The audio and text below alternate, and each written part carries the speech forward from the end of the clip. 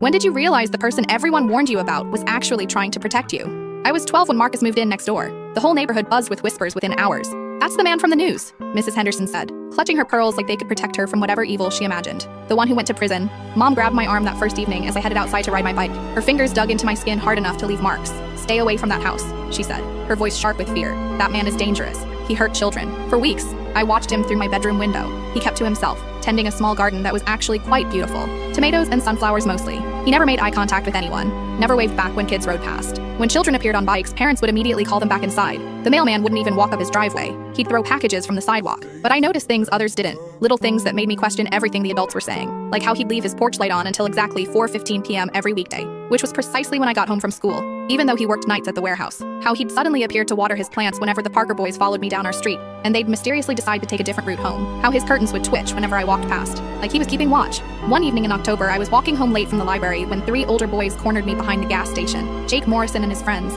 the same ones who'd been making my life hell since middle school started. "Look what we got here," Jake sneered, shoving me against the brick wall. Little bookworms all alone. They went through my backpack, laughing as my books scattered across the dirty pavement. One of them grabbed my math homework and tore it in half. Another kicked my water bottle, sending it rolling into the gutter. "Please," I said, hating how my voice cracked. "Just leave me alone." That's when Marcus appeared. He didn't run or shout. He just stepped out from behind the dumpster, where he must have been taking out trash, and asked quietly, "Problem here?" The boys looked up, and I watched recognition flash across their faces. Jake's cocky grin disappeared instantly. Within seconds, all 3 of them were gone, leaving my things scattered everywhere. Marcus knelt down and helped me collect my books. Up close, I could see the deep sadness in his eyes, lines around them that spoke of sleepless nights. "You should get home," he said gently, handing me my torn homework. "It's getting dark."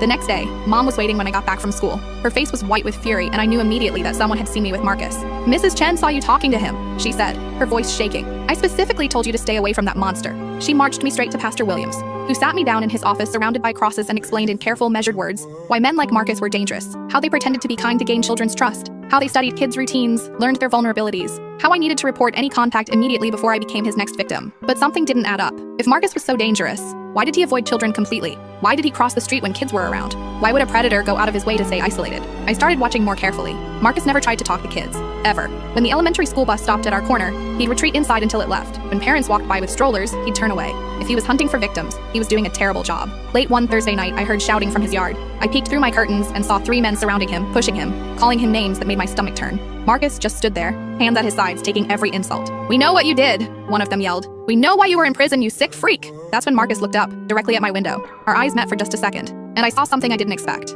Not guilt or anger, just exhaustion. The next morning, there was a note taped to our mailbox. In careful, neat handwriting, it read, "Check the news archives. March 15th, 2018. The real story." I couldn't fit what happens next in this short video.